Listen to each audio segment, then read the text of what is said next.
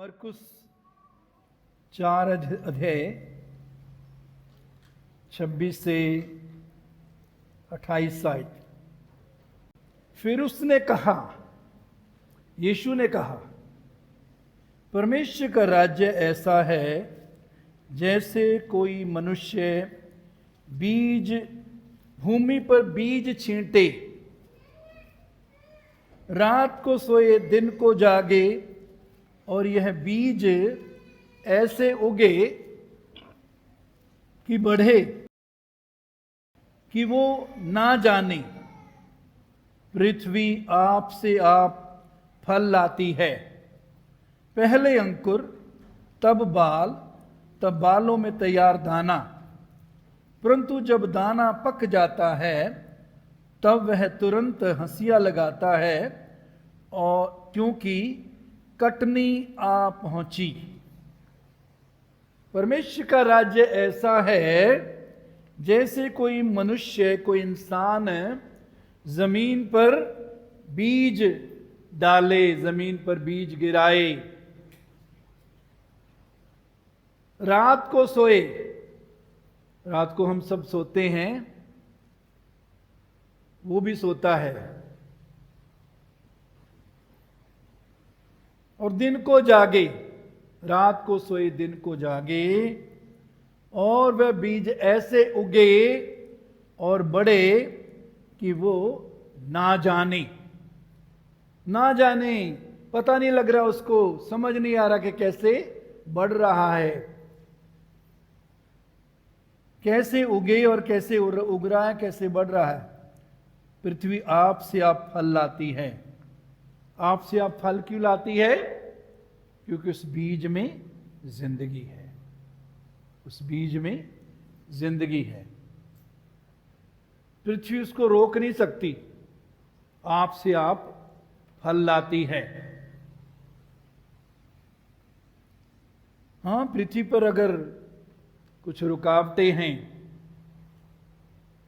कुछ जमीन में रुकावटें हैं, कुछ जमीन में वो चीजें हैं जो उस बीज को पौधा बनकर बढ़ने नहीं देती, तो वो नहीं बढ़ सकता। अदरवाइज बीज में जिंदगी है, बीज में सामर्थ्य है, और जमीन जो है, सही जमीन, वो क्या है? उसको ग्रोथ, उसको बढ़ाती है, उगता है, बढ़ता है। पृथ्वी आप से आप फल लाती है, पहले अंकुर, तब बाल, और तब बालों में तैयार दाना। और जब दाना पक जाता है तब वो तुरंत हंसियां लगाता है, क्योंकि कटनी आ पहुंची है। परमेश्वर का राज्य ऐसा है जैसे कोई मनुष्य भूमि पर बीज छींटे, बीज डाले। मेरे अजीजों, मरकुस 4:14 में यीशु मसीह ने क्या कहा कि बीज क्या है? बीज परमेश्वर का वचन है। बीज क्या है जी? परमेश्वर का वचन। तो हम देख सकते हैं, परमेश्वर का वचन जब बीज है, तो जैसे वचन में, जैसे बीज में जिंदगी होती है, सामर्थ होती है बढ़ने की, फसल देने की, फल देने की योग्यता, सामर्थ उस बीज में होती है। इसी प्रकार मेरे अजीजों, परमेश्वर का वचन है, वो जब उसको सही वातावरण हम देते हैं, सही जमीन हमारी रखते हैं, तो वो बीज भी फसल देता है, वो बीज भी फल लाता है। यीशु मसीह ने कहा मेरी पिता की महिमा ऐसी होती है कि तुम बहुत सा फल लाओ।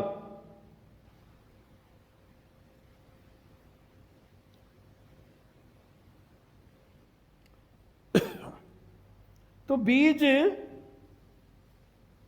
परमेश्वर का वचन, जो बीज बोएंगे, जैसा बीज बोएंगे, जिस किस्म का बीज बोएंगे, उसी किस्म की फसल काटेंगे। गेहूं का बीज बोने से आप गोभी नहीं काट सकते,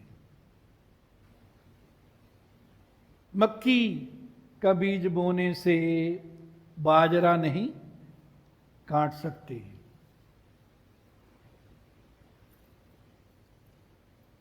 बाइबल में हम देखते हैं कि परमेश्वर ने अपने लोगों के लिए तरह तरह की फसल रखी है, तरह तरह की फसल के बारे में बताया है, ये तुम्हारी है, तुम बोओगे, उगने दोगे, बढ़ने दोगे तो काटोगे।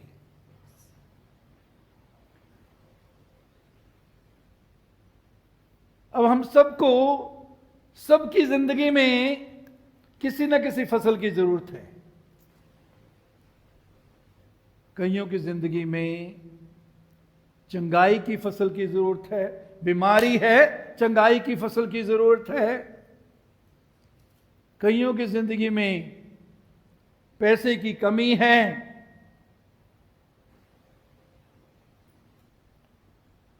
जरूरतों के पूरे होने की फसल, भरपूरी की फसल की जरूरत है, ताकि वो उनकी सारी जरूरतें पूरी हों और उनके पास इतना हो कि वो दूसरों की भी मदद कर सके। परमेश्वर हमें, सिर्फ हमें आशीष नहीं देना चाहता है, हमें दूसरों के लिए आशीष बनाना चाहता है। अब्राहम को परमेश्वर ने क्या कहा? मैं तुम्हें आशीष दूंगा और आशीष का मूल बनाऊंगा। आशीष का मूल का मतलब दूसरों के लिए आशीष बनाऊंगा। ध्यान दीजिए अपनी जिंदगियों पर। क्या आप कमी में चल रहे हैं या आशीष में चल रहे हैं, या दूसरों के लिए आशीष बन रहे हैं? पुराने नियम में भी परमेश्वर कहता है कि तुम देने वाले बनोगे, लेने वाले नहीं। देने वाले बनोगे, लेने वाले नहीं। हर टाइम, हर जगह लेने की, मुझे मिल जाए, मेरा फायदा हो जाए, इस मानसिकता से छुटकारा पाएं। क्या मानसिकता होनी चाहिए? प्रभु मुझे आशीष बना, मुझे दूसरों के लिए क्या बना? आशीष बना।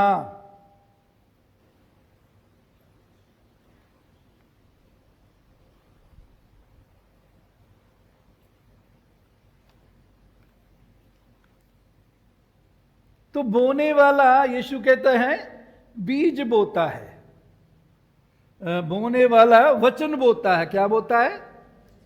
बोने वाला क्या बोता है? वचन। क्या बोता है जी? वचन। और वचन की क्या विशेषता बताई गई है, क्या खासियत? पहला पत्रस 1:23, पहला पत्रस 1:23, तुमने नाशवान नहीं पर अविनाशी बीज से परमेश्वर के जीवते और सदा ठहरने वाले वचन के द्वारा नया जन्म पाया है। परमेश्वर के वचन पर विश्वास करके, परमेश्वर के वचन को ग्रहण करके हमने नया जन्म पाया है।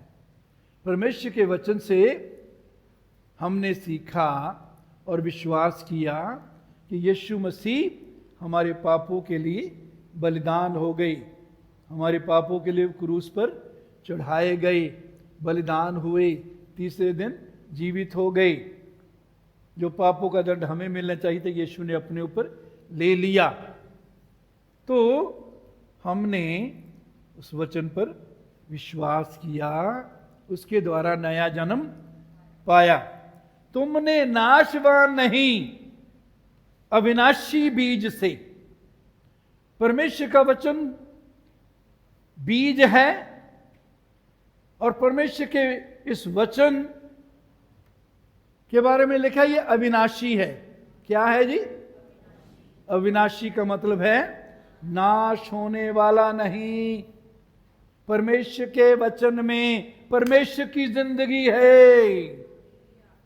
परमेश्वर के वचन में परमेश्वर की जिंदगी है। नाशवान नहीं पर अविनाशी बीज से, परमेश्वर के जीवते और सदा ठहरने वाले वचन के द्वारा नया जन्म पाया है।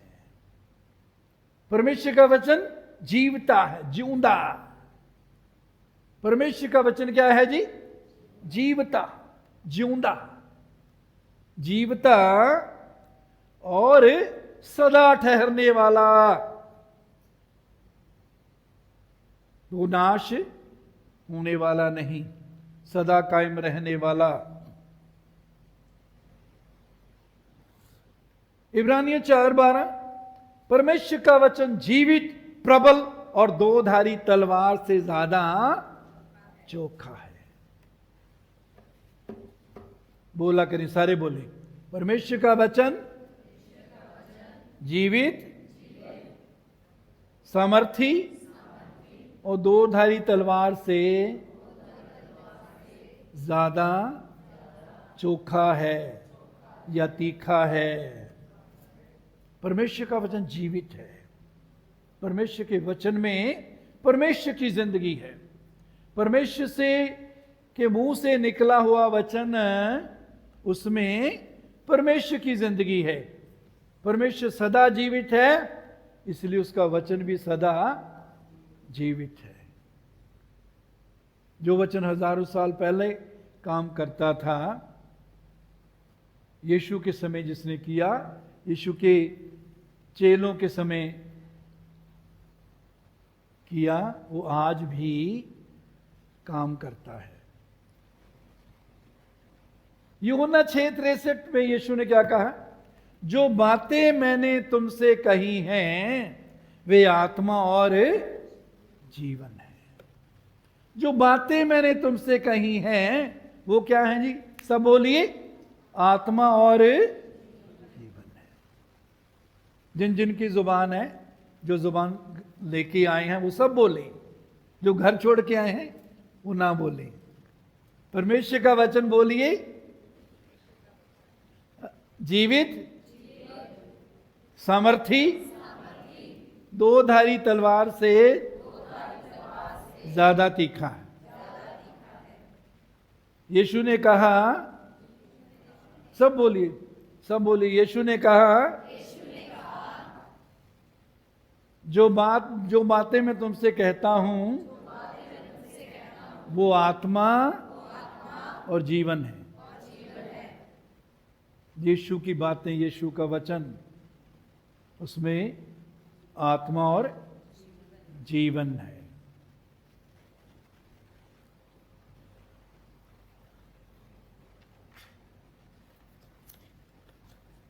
बहुत जरूरी है परमेश्वर के लोगों को इस बात पर विश्वास करना, समझ लेना, ग्रहण करना कि परमेश्वर का वचन ऐसे नहीं है, कथा कहानी नहीं है। परमेश्वर का वचन जीवित है, सामर्थी है। वो जीवित या सामर्थी क्यों नहीं दिखता? दोधारी तलवार से ज्यादा क्यों नहीं तीखा चोखा दिखता? उसमें उसके हम कारण हैं, हम रुकावट है। जैसे वचन को हमें लेना है, ग्रहण करना है, विश्वास करना है, वैसा जब हम करते हैं तो सचमुच में परमेश्वर का वचन जीवित और सामर्थी दिखता है। काम करता है, प्रकट होता है। मेरे जीजो, तो वचन को, बीज को जमीन में बोने का हमारे जीवन के साथ क्या संबंध है? वो है कि जो कुछ भी हम चाहते हैं अपने जीवन में, देखना चाहते हैं वचन के अनुसार, जो वो सब जो परमेश्वर ने हमें दे दिया है, जिसके वायदे उसने दे दिए हैं, या जिसके बारे में लिखा कि मैंने दे दिया है,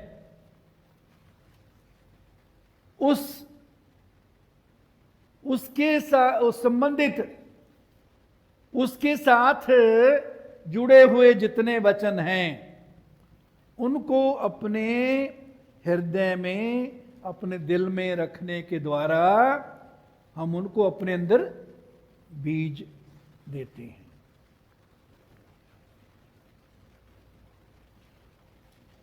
अगर हमको जीवन में हार का सामना कर रहे हैं, अगर हार का सामना कर रहे हैं, तो हमें क्या चाहिए? किस चीज की फसल चाहिए? बोलो भाई, जो जीव लेके आए वो तो सब बोलो। हाँ जी, जितने जीव लेके आए हैं वो सब बोलो। जो गूंगे हैं उनको माफ। हैं जी?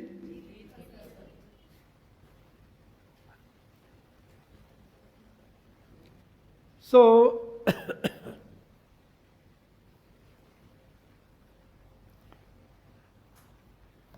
अगर जीत की फसल चाहिए, तो हम जीत के साथ जुड़े हुए वचन जो हैं वो लें, उनको अपने अंदर बोएं, अपने दिल में डालें, बोएं। जीत के वचन, परमेश्वर का धन्यवाद हो जो सदा हमको जय के उत्सव में लिए, जय मन से भी बढ़कर है। सो परमेश्वर की योजना क्या है? हमें जय देना चाहता है। क्या देना चाहता है जी? क्या देना चाहता है?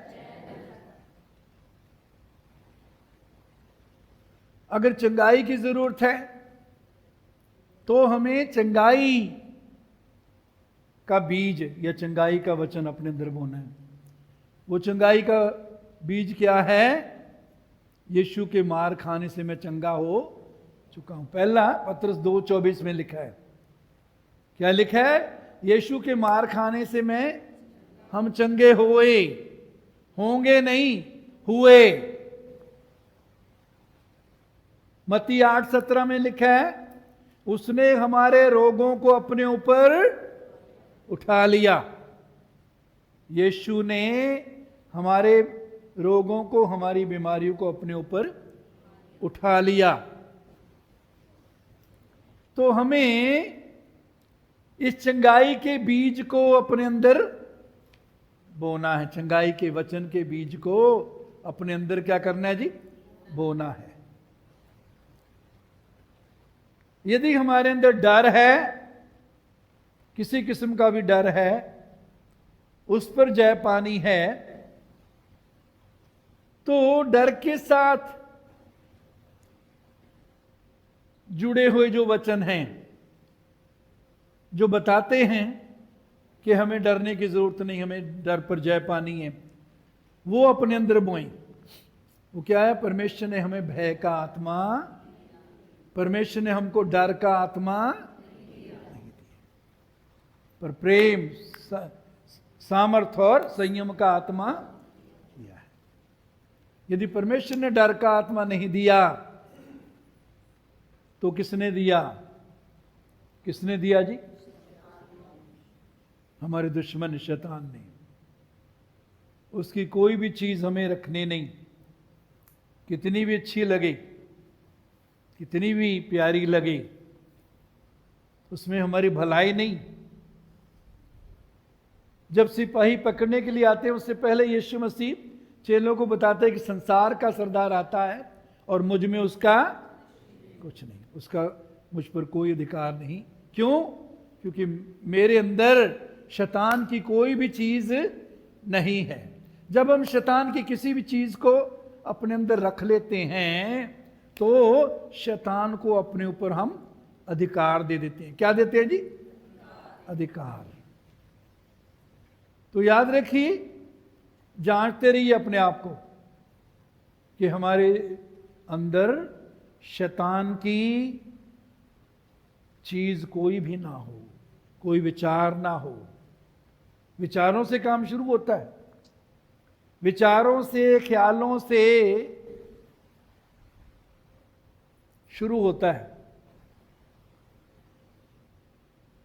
परमेश्वर के ख्याल, बाइबल के ख्याल, प्रभु को महिमा देने वाले ख्यालों को जब हम अपने अंदर रखते हैं तो वो हमारे काम बन जाते हैं। शैतान के ख्यालों को रखते हैं तो वो हमारे जीवन में काम बन जाते हैं। यदि हमारे जीवन में कमी है, पैसे की कमी है, कर्जा है, तो वचन में से ढूंढना है कौन सी वचन बताते हैं कि हमारा परमेश्वर सारी जरूरतों को पूरी करने वाला परमेश्वर है।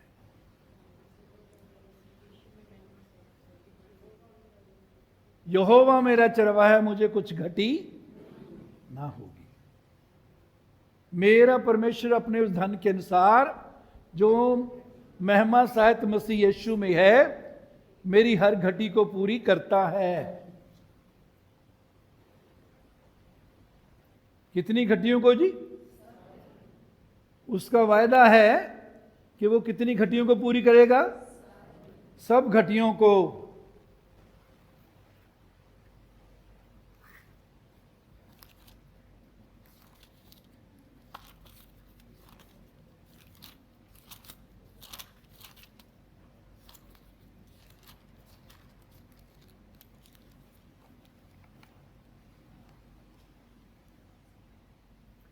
दूसरा कुरिन्थियों 9 अध्याय 8 पद पढ़ें। दूसरा कुरिन्थियों 8:9। परमेश्वर सब प्रकार का अनुग्रह तुम्हें बहुतायत से दे सकता है। सब प्रकार की कृपा। बोलिए, परमेश्वर मुझे हर प्रकार का अनुग्रह या कृपा बहुतायत से दे सकता है। हर प्रकार की कृपा मुझे बहुतायत से देना चाहता है, जिससे हर बात में, हर समय, सब कुछ जो तुम्हें आवश्यक हो तुम्हारे पास रहे, और हर भले काम के लिए तुम्हारे पास सब कुछ हो। दोबारा सुनो, परमेश्वर सब प्रकार का अनुग्रह, कितने प्रकार का अनुग्रह जी? सब प्रकार की कृपा तुम्हें बहुतायत से दे सकता है। उस कृपा का रिजल्ट क्या होगा? जिससे हर बात में, कितनी बातों में? कितनी बातों में? हर बात में, हर समय, कितने समय? हर समय, हर बात में, हर समय, सब कुछ, कितना कुछ? कितना कुछ? सब कुछ जो तुम्हें आवश्यक हो, जो मुझे आवश्यक हो। बोलो, जो मुझे आवश्यक हो। आपके रिश्तेदार की बात नहीं कर रहा प्रभु, जिसको देखकर हम जलते हैं कई बार।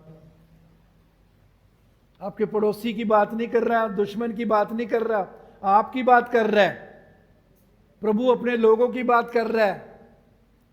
इस समय यहां जो बैठे हैं या जो इस वचन को सुनेंगे, उनकी बात कर रहा है। तुम्हें जो तुम्हें आवश्यक है तुम्हारे पास रहे। किसके पास रहे जी? किसके पास रहे? पड़ोसियों के पास रहे, रिश्तेदारों के पास रहे, दुश्मनों के पास रहे, आपके पास रहे। ये परमेश्वर की योजना है। ये परमेश्वर की योजना उसके बच्चों के लिए है। और हर एक भले काम के लिए तुम्हारे पास कितना कुछ हो? बहुत कुछ हो। हर एक भले काम के लिए, बोलो, हर एक भले काम के लिए मेरे पास बहुत कुछ हो। हर एक भले काम के लिए मेरे पास बहुत कुछ हो। ये परमेश्वर की योजना हम सब के लिए है। और ये वचन बीज है। इसको जब हम अपने हृदय में अपने अंदर बो लेते हैं तो हम विश्वास कर सकते हैं कि जो बोया है वो फसल हम काटेंगे। एक बार फिर मेरे पीछे पीछे बोलिए। परमेश्वर सब प्रकार का अनुग्रह या कृपा मुझे बहुतायत से दे सकता है, जिससे हर बात में, हर समय, सब कुछ जो मुझे आवश्यक हो मेरे पास रहे, और हर एक भले काम के लिए मेरे पास बहुत कुछ हो। हर एक भले काम का मतलब क्या है पता है? दूसरों की हेल्प करना। उससे पहले हमारे लिए, अगर इससे पहले पढ़ें वो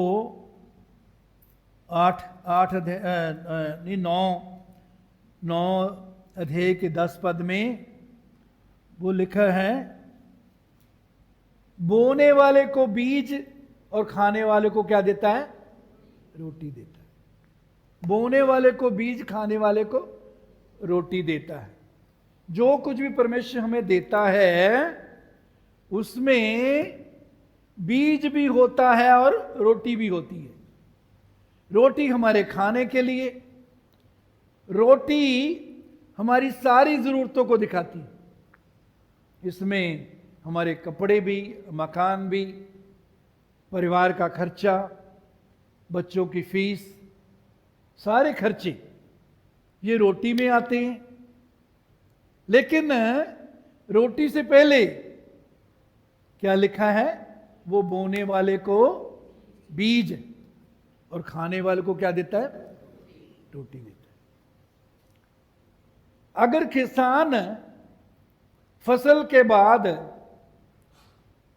सारी फसल खा जाए, जो बीज रखना चाहिए बीज भी खा जाए, तो अगले साल फसल मिलेगी उसको, फसल पा सकता है वो।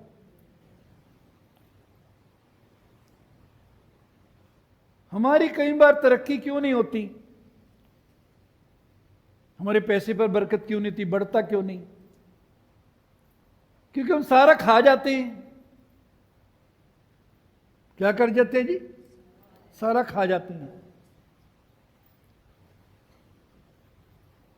बोने वाले को बीज, खाने वाले को रोटी। हम क्या कहते हैं?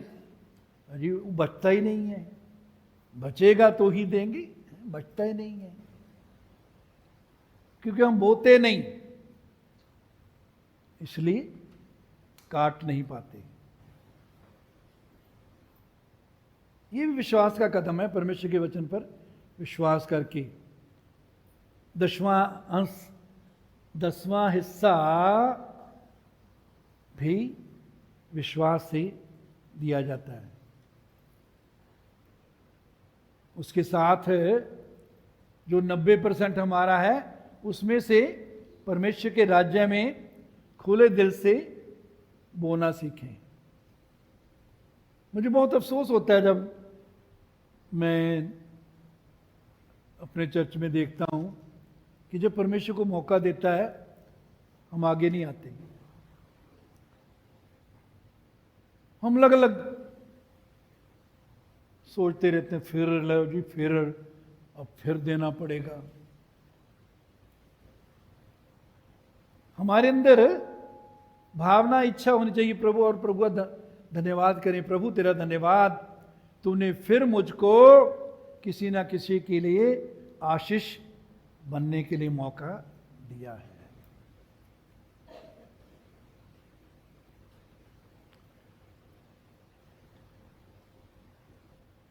और हम में से बहुत से ऐसे हैं जो आसानी से दे सकते हैं।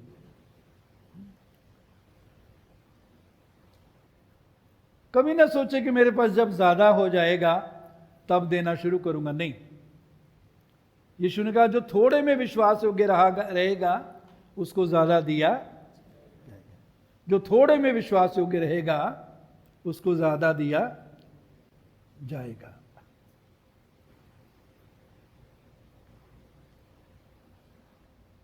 आप में से कितने मानते हैं कि मार्था बहुत अमीर है, बहुत अमीर है, बहुत पैसा है उसके पास? है कोई नहीं। एग्जाम्पल मैं देना नहीं चाहता, लेकिन दूंगा आपको उत्साहित करने के लिए। अभी जो 18 तारीख को जो हमने मीटिंग की, उसमें मैंने मैसेज भी डाला था कि जो अपनी इच्छा से कोई देना चाहता है दे सकते हैं। हाँ, सिर्फ मार्था ने और एक और बहन ने, चलो उसका मैं नाम नहीं बताऊंगा, लेकिन मार्था 2 बोतल तेल की इसने मुझको फोन किया कि मैं दूंगी, उस दिन लेकर आई। इसलिए नहीं कि उसके पास बहुत पैसा है, लेकिन क्या है, उसने वचन का आदर करना सीख लिया है। बाकी सबके सामने मौका था, हम सोचते वो फिर मैं दोबारा फिर दूं, पहले इतना देता हूं अब फिर दूं।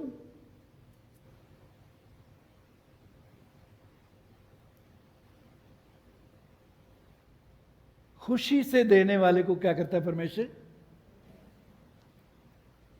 खुशी से देना, जब भी मौका मिलता है खुशी से देना सीखे। कभी भी हाथ पीछे ना खींचे। मेरे लिए नहीं करना आपने, मुझे कुछ करने के लिए नहीं करना। परमेश्वर कर देता है प्रबंध। परमेश्वर जब किसी काम के लिए कहता है कर देता है, लेकिन जब हमारे सामने वो आशीष का एक तरह दरवाजा खोलता है या मौका देता है, हम उसको रद्द कर देते हैं।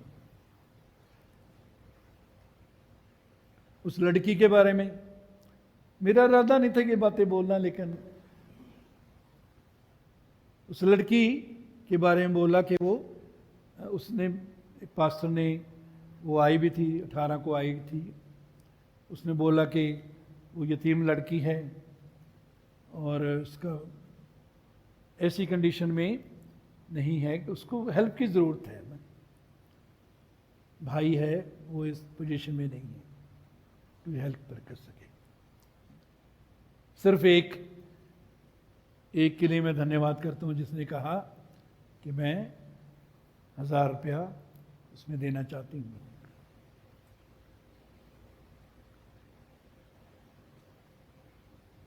वचन कहते हैं, वचन सिर्फ सुनने वाले ही नहीं बल्कि उस पर चलने वाले बने। तो बात चल रही थी कि अगर हमको कर्जे से छुटकारा पाना है, या हम चाहते हैं हमारे पैसे पर बरकत हो, हमारे जो है भौतिक तौर पर, पैसे के तौर पर हम बढ़ें, तो मेरे जीजो देना सीखें। हम जब आए थे नवांशहर में 1983 में, कुछ टाइम हमको रद्दी के लिफाफे बनाकर सेल भी करने पड़े। फिर बेबी केयर सेंटर खोला, स्कूल खोला, वाइफ ने, परमेश्वर ने बढ़ाया। आज अगर कोई आए तो सोच भी नहीं सकता कि हम ऐसी हालत में आए होंगे जब तक उसको बताया ना जाए। सो परमेश्वर के वचन का क्या करें? आदर करें। क्या करें जी? परमेश्वर के वचन का आदर करें। परमेश्वर के वचन को सुनने वाले नहीं, बल्कि उसको मानने वाले, चलने वाले बने। तो जैसी हम फसल काटना चाहते हैं, वैसा ही बीज बोएं। जय का हाथ में चल रहे हैं, जय पाना है। प्रभु तेरा धन्यवाद, तू मुझको जय के उस समय लिए फिरता है। तो संसार पर जय देता है जो विश्वास मेरे अंदर है, विश्वास के द्वारा है।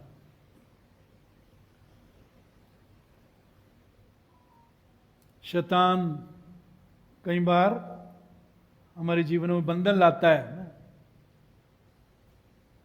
प्रभु तेरा धन्यवाद, तूने मुझको सांपों और बिच्छुओं को रौंदने का और शत्रु की सारी सामर्थ पर अधिकार दिया है।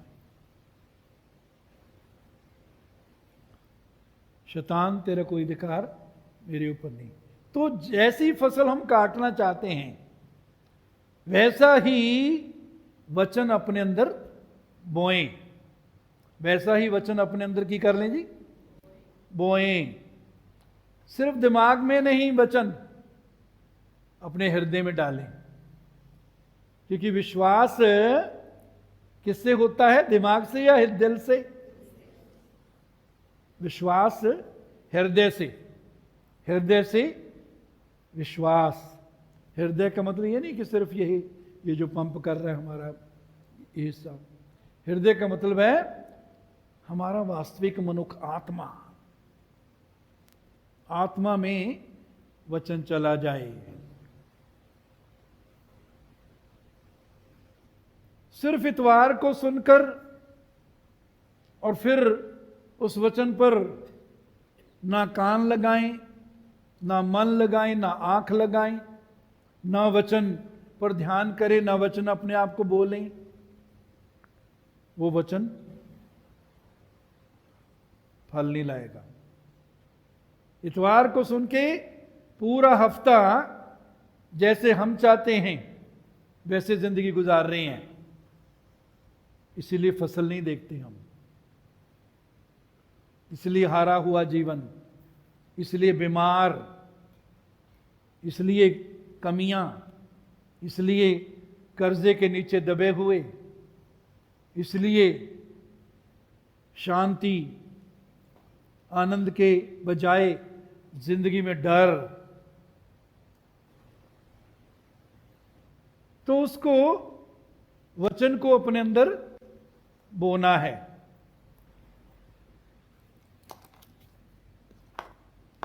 और इसके साथ याकूब 1:21 पढ़िए जी। 1:21 हम पढ़ेंगे, चलो।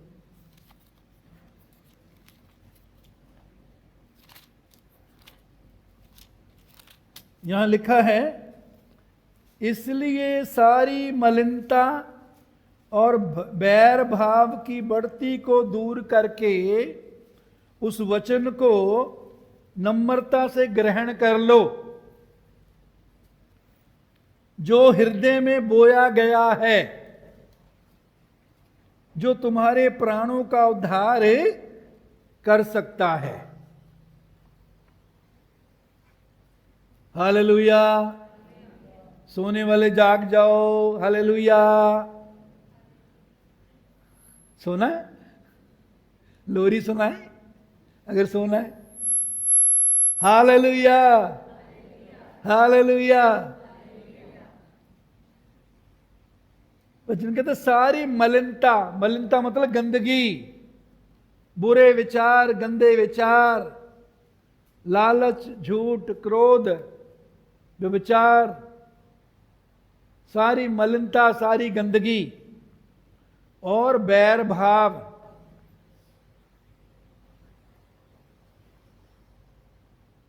विश्वासी भी बैर बैर रखते हैं। ऊपर से बहुत बहुत प्यार से बोलते हैं, कहीं सभी की बात नहीं कर रहा मैं, अंदर से बैर रखते हैं।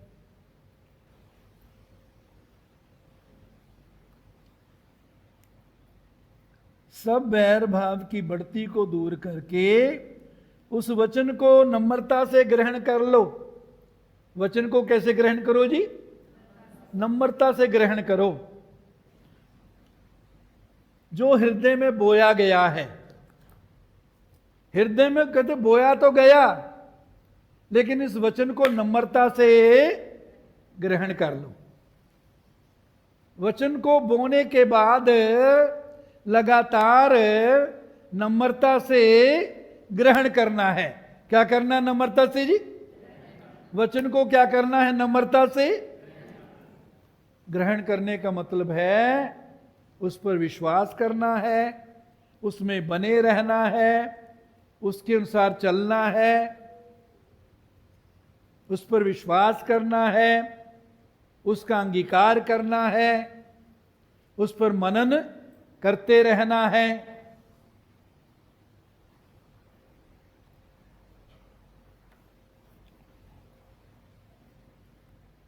नम्रता से ग्रहण कर लो जो तुम्हारे प्राणों का उद्धार कर सकता है।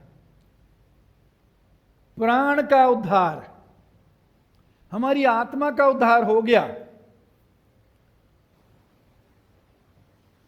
हमारी आत्मा का उद्धार हो चुका है। विश्वास के द्वारा अनुग्रह ही से तुम्हारा उद्धार हुआ। इफिसियों 2:8। विश्वास के द्वारा अनुग्रह ही से तुम्हारा उद्धार हुआ। तो वो हमारी आत्मा का उद्धार हो गया। लेकिन हम आत्मा हैं, प्राण रखते हैं, शरीर में रहते हैं। आत्मा का उद्धार हो गया, आत्मा में परमेश्वर की जिंदगी आ गई। आत्मिक रीति से हम यीशु में सरजे गए। इफिसियों में लिखा है मसीह में सरजे गए। मसीह में सरजे गए का मतलब है हमारा आत्मा मसीह जैसा है। मसीह की जैसी शक्ल है वैसी हमारी आत्मा की है।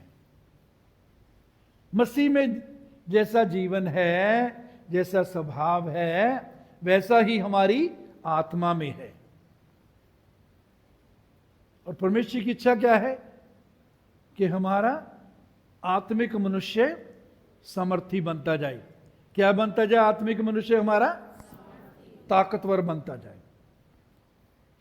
हमारा भारी मनुष्य, बाहरी मनुष्य या पुराना मनुष्य, वो परमेश्वर चाहता कमजोर होता जाए, उस पर हम जय पाएं, ताकि भीतरी मनुष्य, अंदर का मनुष्य, नया मनुष्य, गुप्त मनुष्य वो सामर्थी बनता जाए। क्यों?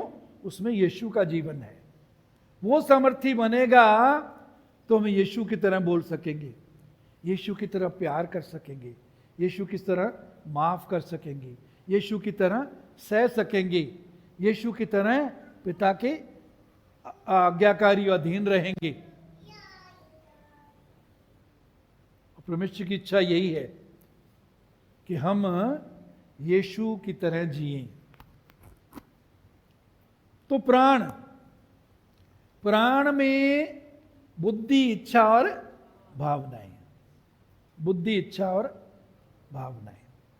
तो कहते वचन के द्वारा तुम्हारे प्राणों का उद्धार होगा। प्राणों का उद्धार का मतलब है तुम्हारी बुद्धि नहीं होती जाएगी। क्या होती जाएगी जी? ऊंचे बोलो, क्या होती जाएगी? बुद्धि नहीं होती जाएगी। वचन के अनुसार बुद्धि होती जाएगी। तो बुद्धि को नया करना है और शरीर को जीवित, प्रबल और दो-धारी तलवार से ज्यादा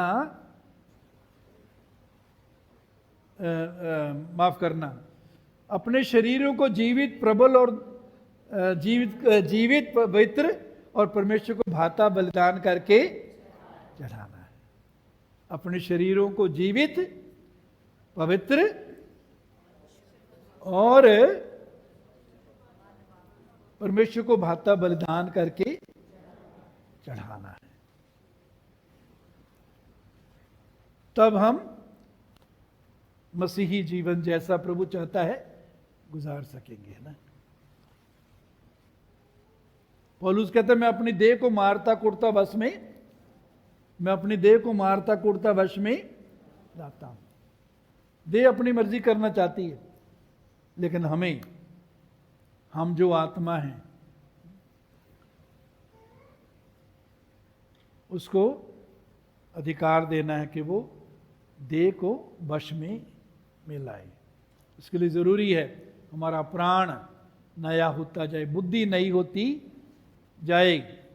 प्राण या बुद्धि को नया नहीं करेंगे तो हम वैसे ही सोचेंगे जैसे हम प्रभु के पास आने से पहले सोचते थे, जैसे हमारे आस पड़ोस के लोग सोचते हैं, जैसे गैर मसीही सोचते हैं, जैसे संसार के लोग सोचते हैं, वैसे ही हम सोचेंगे।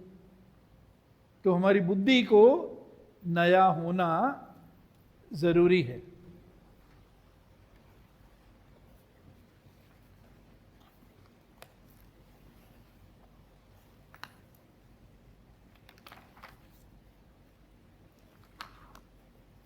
तो बोने, जब बीज जमीन में डाल दिया, बो दिया, उसके बाद लिखा है मरकुस 4:27, रात को सोए दिन को जागे, रात को सोए दिन को।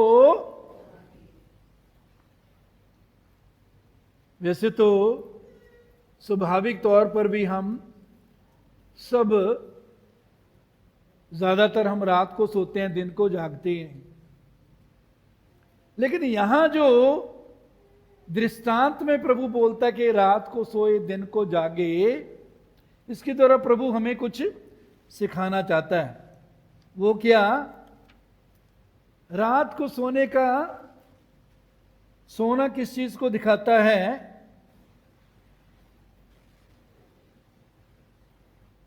वचन में लिखा है जिन्होंने विश्वास किया वो किस में प्रवेश करते हैं? आराम में दाखिल करते हैं। विश्वास करने वाले किस में दाखिल होते हैं? आराम में। जो ये कहता है कि मुझे विश्वास है, मैं विश्वास तो करता हूं, लेकिन साथ चिंता भी कर रहा है, डर भी रहा है, शक भी कर रहा है, वो विश्वास नहीं रख रहा।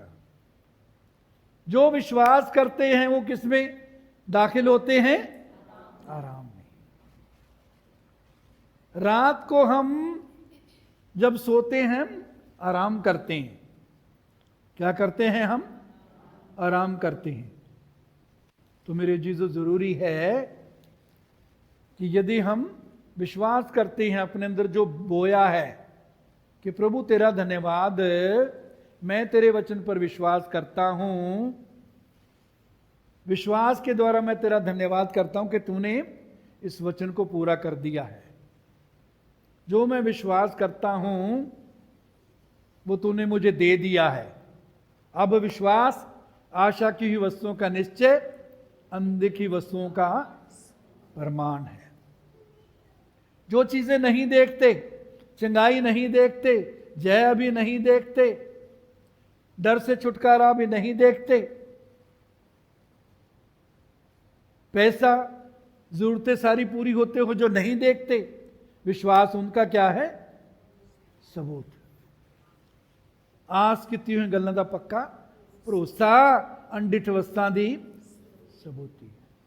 जो चीजें नहीं देखते विश्वास उनका सबूत है। जो चीजें नहीं देखते विश्वास उनका क्या है जी? सबूत है। तो यदि आप में तो रोग है, बीमारी है, वचन को अपने अंदर बो के बोला करें, प्रभु मैं तेरा धन्यवाद करता हूं, मैं चंगा हूं। क्यों चंगा हूं? क्योंकि यीशु ने मेरे रोगों को अपने ऊपर उठा लिया। तेरे मार खाने से प्रभु मैं चंगा हो चुका हूं। हूंगा नहीं, हो चुका हूं। तेरे विश्वास के मुताबिक तेरे लिए हो जाए। हमारी समस्या क्या है? हम कहते देखेंगे तो विश्वास करेंगे। देखकर विश्वास नहीं किया जाता, देखकर तो जाना जाता है। जब देख लेते हैं किसी चीज को तो हमें विश्वास करने की जरूरत नहीं, तब तो हम जान जाते हैं। विश्वास की कब जरूरत पड़ती है? जब तक हम देखते नहीं। तो चंगाई जब तक नहीं दिखती तब तक विश्वास के साथ धन्यवाद करें। प्रभु तेरा धन्यवाद, तेरे मार खाने से मैं चंगा हो चुका हूं। प्रभु तेरा धन्यवाद, तूने मेरे रोगों को अपने ऊपर उठा लिया। प्रभु तेरा धन्यवाद, तूने मुझको डर का आत्मा नहीं दिया, प्रेम, संयम और सामर्थ्य का आत्मा दिया है। प्रभु तेरा धन्यवाद। चाहे मेरी जेब अभी खाली है, मैं विश्वास करता हूं प्रभु तू मेरा चरवाहा है, तूने मेरी हर घटी को पूरी कर दिया। मैं तेरा धन्यवाद करता हूं प्रभु, अपने उस धन के अनुसार जो महिमा सहित मसीह यीशु में है, तूने मेरी हर घटी को पूरी कर दिया है। करेगा नहीं, कर दिया है। तेरे विश्वास के मुताबिक तेरे लिए हो जाए। तेरे विश्वास के मुताबिक तेरे लिए हो जाए। तो रात को सोए और दिन को क्या करे जी? क्या करते हो आप लोग? दिन को जागते हैं। जब जागते हैं तो काम करते हैं, जाग के काम करते हैं। रोटी बनाना, खाना बनाना, सफाई करना, दफ्तर जाना, नरेगा में गवर्नमेंट जॉब करना, ये सारे जो हैं काम हैं। तो रात को सोए, दिन को जागे। तो मेरे चीजों, रात को सोए का अर्थ हमने देखा कि प्रभु का वचन कहता है जो विश्वास करते हैं वो किस में प्रवेश करते हैं? आराम में प्रवेश करते हैं। तो विश्वास करने वाले आराम में रहें। आराम में रहने वाले फिक्र नहीं करेंगे, चिंता नहीं करेंगे, डरेंगे नहीं, शक नहीं करेंगे। वो प्रभु को क्या देंगे? धन्यवाद। प्रभु की स्तुति करेंगे, प्रभु की बड़ाई करेंगे।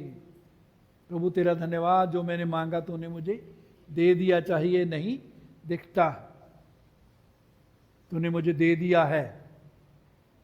अनदेखी वस्तुओं का प्रमाण। तो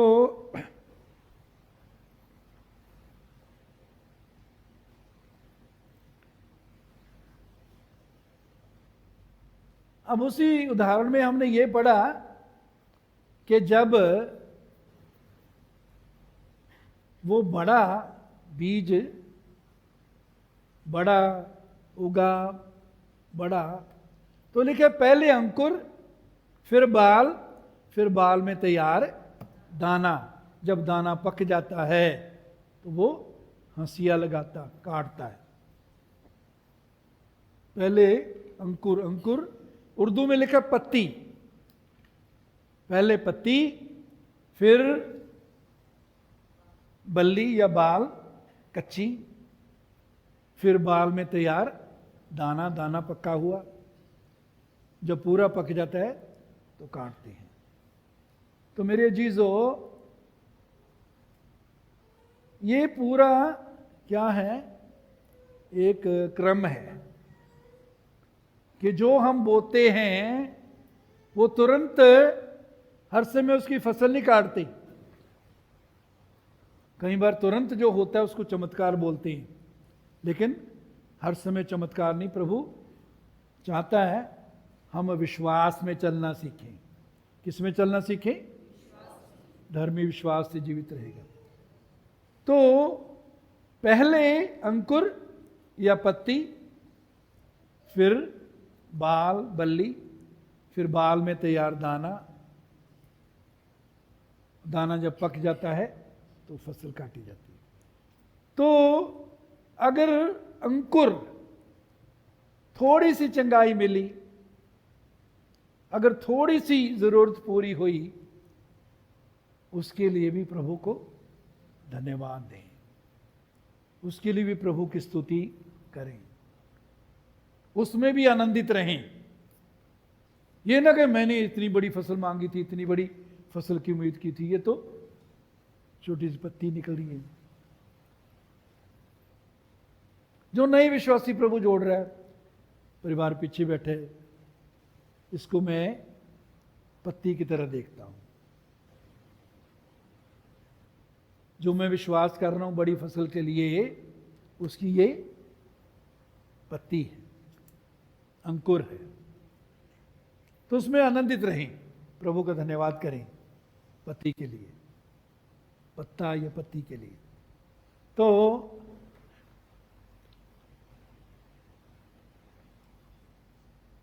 दिन को जागता है। आप में से कितने दिन को जागते हैं? हाथ खड़ा करके बता सकते हैं जो जागते हैं दिन में। जो भी सो रहा है वो ना हाथ खड़ा करे, सभी जाग रहे हैं। धन्यवाद। तो दिन को काम करना है। क्या करना है? काम करना है। तो हमें बीज बोने के बाद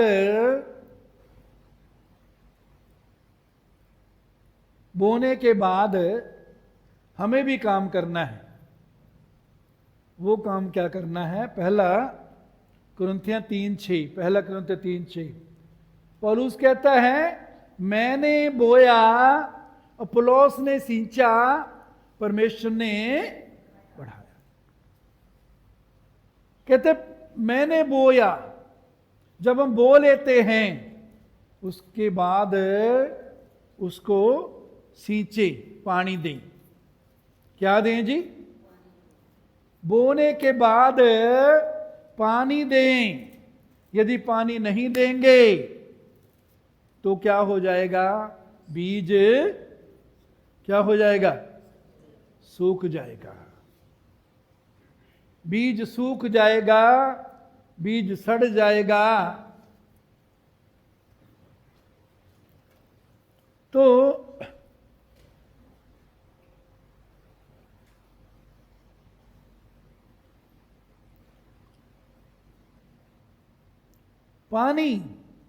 पानी कैसे दें?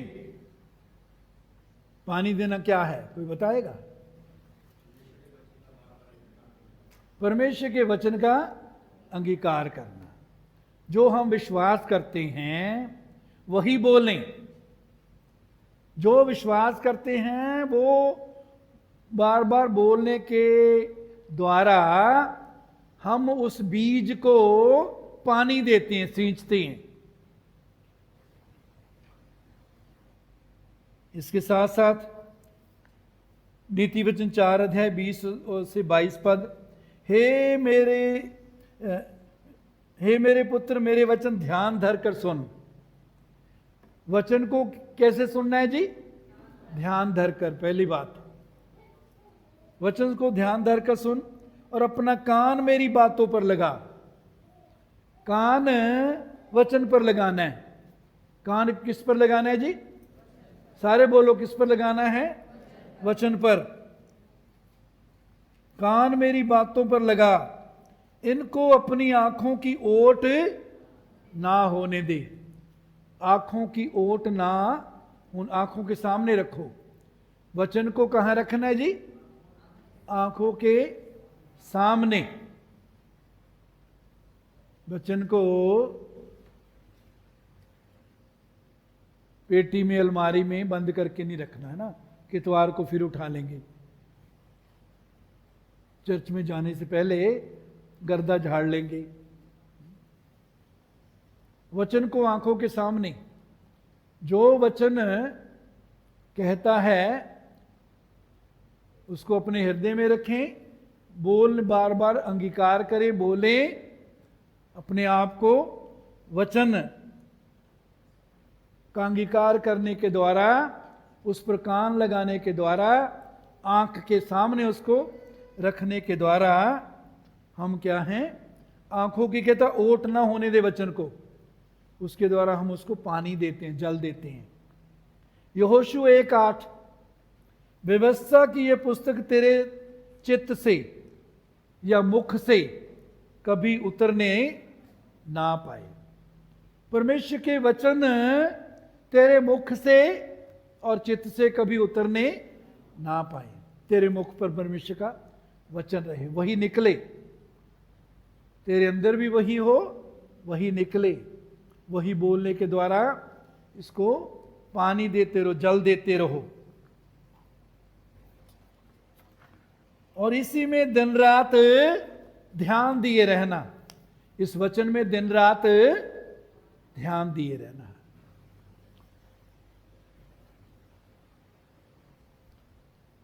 हम कई बार प्रार्थना करते हैं या करवाते हैं, हाथ रख के प्रार्थना तो करवा ली, लेकिन वचन पर कोई ध्यान नहीं। कहते वचन पर रात दिन ध्यान देना। वचन पर रात दिन ध्यान देंगे, कान लगाएंगे, आंखों की ओट ना होने देंगे, मन में हृदय में रखेंगे। इसके द्वारा हम उसको क्या दे रहे हैं? पानी। क्या दे रहे हैं जी? पानी, सींच रहे हैं। कहता है मैंने बोया, अपोलोस ने सींचा, परमेश्वर ने बढ़ाया। अगर हम बो लेते हैं, सींचते नहीं, परमेश्वर बढ़ाएगा नहीं। परमेश्वर कब बढ़ाएगा?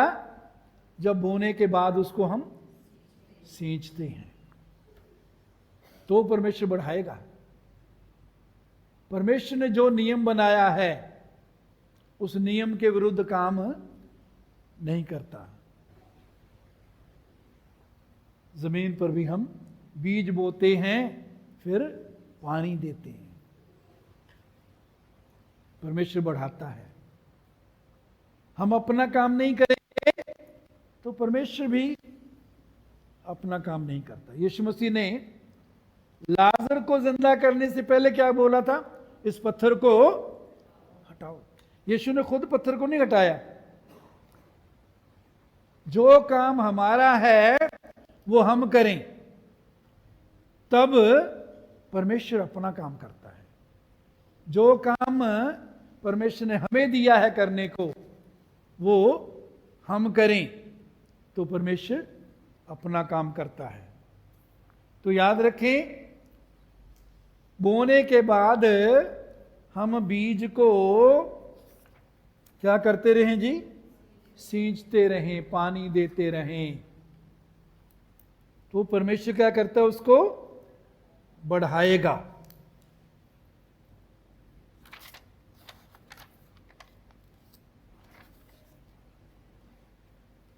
दूसरा कुरिन्थियों 4:13।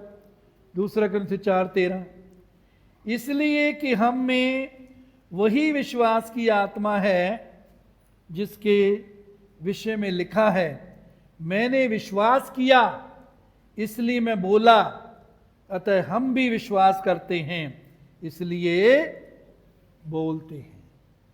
इसलिए कि हम में वही विश्वास की आत्मा है जिसके विषय में लिखा, मैंने विश्वास किया इसलिए मैं बोला। अगर हम विश्वास करते हैं हम बोलें, अगर हम बोल नहीं रहे इसका मतलब हम विश्वास नहीं करते। अतः हम भी विश्वास करते हैं इसलिए बोलते हैं। अतः हम भी विश्वास करते हैं इसलिए बोलते हैं। यूहन्ना बपतिस्मा देने वाले का पिता जो था जकरिया, वो जब मंदिर में प्रार्थना करने गया तो स्वर्गदूत के द्वारा परमेश्वर ने उसको संदेश दिया कि तेरा बेटा होगा तो उसका नाम यूहन्ना रखना। उसने विश्वास नहीं किया, परमेश्वर की बात पर का विश्वास नहीं किया, तो वो बोल नहीं पाया, गूंगा हो गया। विश्वास नहीं करते हम बोल नहीं पाते। अगर बोल नहीं पा रहे इसका मतलब हम विश्वास नहीं कर रहे। जो विश्वास करते हैं वही हम बोलें।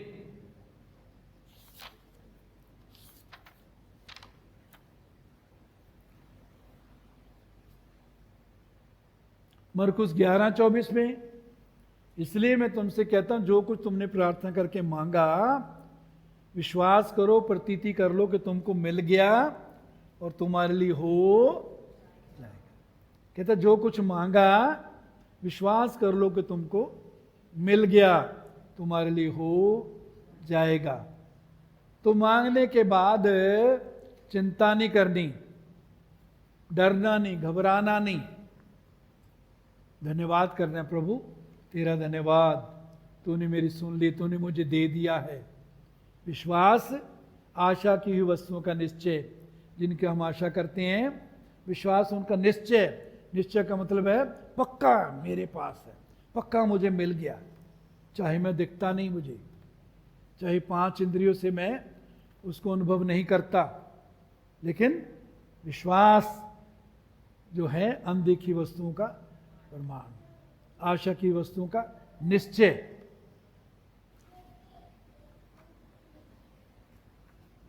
इसलिए प्रार्थना करने के बाद क्या है, हमें प्रभु का धन्यवाद करना है। क्या करना है जी?